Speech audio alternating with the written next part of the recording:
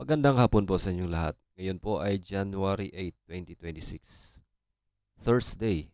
I-ready na po ang inyong mga tickets sa 2D Lotto at 3D Lotto ngayong 2 p.m. draw. Kung bago ka pa lang sa aking channel, pwede kang mag-like, share, at subscribe para updated kayo sa mga PCSO lottery results araw-araw. Ito po ang resulta ng 2D Lotto ngayong 2 p.m. draw. 8 and 24 in exact order.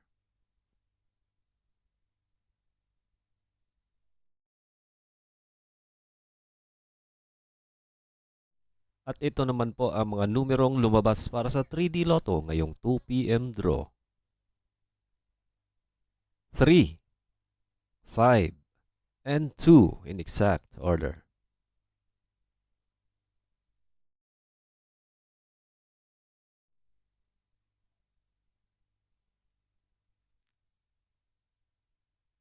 Congratulations po sa lahat ng nanalo. At kita-kits po tayo mamayang 5 p.m. draw. Thank you for watching. God bless us all.